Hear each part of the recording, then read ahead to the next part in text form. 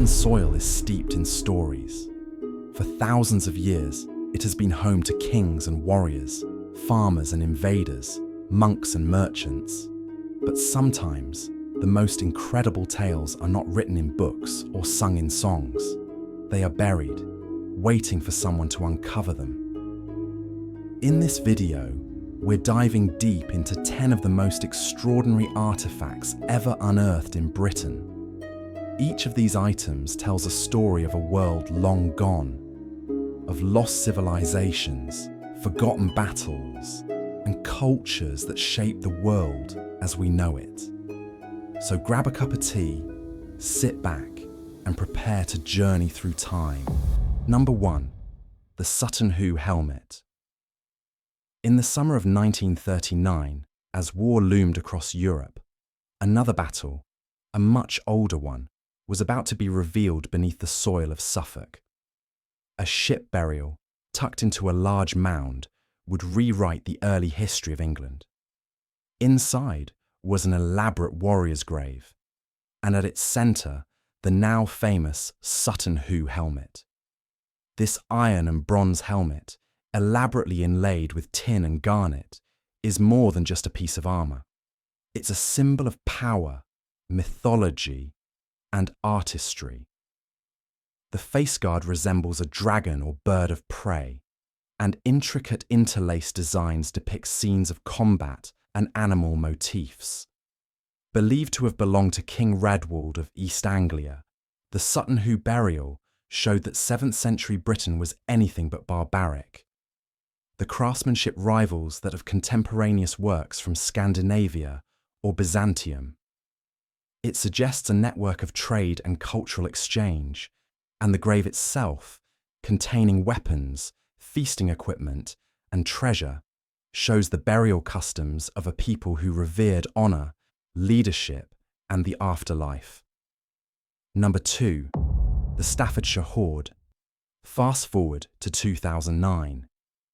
In a farmer's field near Hammerwich, Staffordshire, a man named Terry Herbert was sweeping his metal detector when he struck gold. Quite literally. Over the following days, archaeologists recovered more than 3,500 items, the largest Anglo-Saxon gold hoard ever found. What makes the Staffordshire Horde remarkable isn't just its size, it's the complexity and artistry of the objects. Sword pommels, helmet fragments, crosses, and filigree fittings, many decorated with intricate goldwork and garnet inlays. Curiously, most of the artefacts appear to be martial in nature. There are almost no domestic items. This led some scholars to believe it could have been war loot, stripped from enemy weapons and armour in the aftermath of a major conflict. The hoard likely dates to the 7th century, a time when Christian and pagan beliefs were clashing and kings fought for dominance across the Anglo-Saxon kingdoms. It offers an unprecedented glimpse into the brutal and beautiful world of early English warfare and elite status. Number 3. The Lewis Chessman. In 1831, on the windswept Isle of Lewis in Scotland's Outer Hebrides, a local man stumbled upon something unusual buried in the sand. A collection of intricately carved chess pieces made from walrus ivory and whale tooth.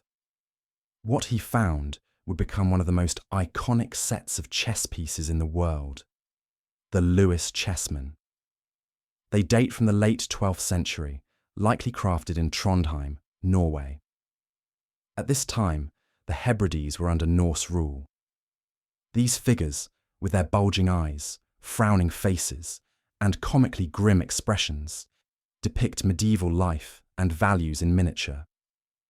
Kings sit sternly on their thrones, bishops clutch croziers, knights astride tiny horses, and berserkers bite their shields in frenzy.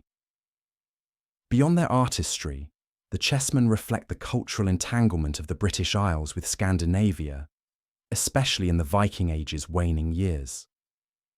Their survival, likely due to someone hiding or losing them during travel, is a stroke of luck. The pieces are now divided between the British Museum and the National Museum of Scotland, and continue to inspire everything from academic inquiry to fantasy films. Number 4. The Milden Hall treasure during World War II. In 1942, a Suffolk ploughman named Gordon Butcher struck something metal. He had unearthed one of the most exquisite Roman hoards in Britain, the Milden Hall treasure. This astonishing collection of 4th century Roman silver includes platters, serving dishes, and spoons. The standout is the Great Dish, or the Neptune dish, over 2 feet in diameter. It depicts a vibrant scene of Bacchus, sea creatures, and mythological revelry. The treasure likely belonged to a wealthy Romano-British family, possibly hidden during a time of instability as Roman authority in Britain crumbled. These are not crude vessels.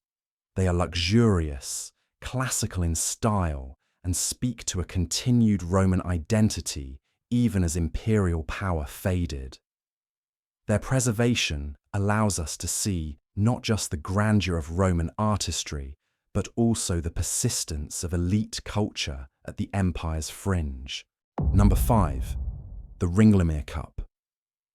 Discovered in 2001 in Kent by another metal detectorist, the Ringlamir Cup is a delicate, crushed golden vessel dating back to around 1700 BC.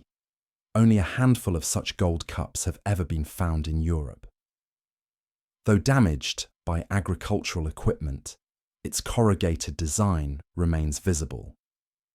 Made from a single sheet of gold, it was likely used for ceremonial purposes. Its shape echoes beakers used in the Bronze Age, but its precious material elevates its function to the sacred. The find spot, a burial mound, hints at its ritual context. The cup may have been an offering or belonged to a high-status individual. It speaks to a society with hierarchy, trade connections, likely across the Channel, and an appreciation for craftsmanship and symbolism. Its simplicity masks a deeper mystery. What stories were shared around this cup? What beliefs poured into its use? Number 6. The Hawken Horde. In 1992, near the village of Hawken in Suffolk, a lost hammer led to one of the most important Roman finds in British history. Buried in a wooden chest were over 15,000 Roman coins, as well as dozens of pieces of jewellery, silver spoons, and bowls. The Hawken Horde offers a snapshot of the wealth owned by a Roman British household in the early 5th century. Among the treasures are gold bracelets, silver ladles with Christian inscriptions, and pepper pots shaped like aristocratic women. The hoard may have been hidden in haste during a time when Roman authority was disintegrating. It suggests that wealthy Romano-Britons felt under threat, perhaps from Saxon raids or internal chaos. It humanises history. Someone buried these items, intending to retrieve them, but never did. Number 7. The Vinderlander Tablets. Near Hadrian's Wall, Vinderlander was a Roman fort garrisoned by soldiers from across the empire. In the late 20th century, archaeologists discovered an extraordinary cache of thin wooden tablets, many with writing still intact. Dating from the 1st and 2nd centuries AD, the Vinderlander Tablets are among the earliest known examples of handwriting in Britain. They include personal letters, military reports, and supply lists. One letter is particularly famous: a birthday party invitation from a Roman woman, Claudia Severa, to her friend Sulpicia Lepidina, the oldest surviving writing by a woman in Latin. These aren't grand declarations of emperors or generals. They are mundane, relatable, and deeply human. Soldiers grumble about cold feet and missing socks. Officers report on morale. Families arrange gatherings. They let us hear voices from the past, not as heroes, but as people. Number 8. The Galloway Horde found. In 2014, by a metal detectorist in southwest Scotland, the Galloway Horde is a Viking Age treasure trove unlike any other. Buried in a lidded vessel, it contained silver ingots, brooches, beads, a rare gold cross, and even fragments of silk from the Middle East. What makes this hoard unique is the way it was layered. Objects were bundled in cloth and leather, suggesting careful preparation. Some items are Anglo-Saxon, some Viking, and some from as far afield as Central Asia. Theories abound. Was it a tribute, a burial offering, a warlord's emergency stash? Regardless, the hoard shows the complex, interconnected world of 10th century Britain. It challenges the stereotype of Vikings as mere raiders. These were traders, artisans, and political players. Number 9. Cheddin. Back in 1903, in Gough's Cave near Cheddar Gorge, the skeleton of a man was found. He would become known as Cheddin, Britain's oldest complete human skeleton, dating to about 7,150 BC. For decades, he was a curiosity.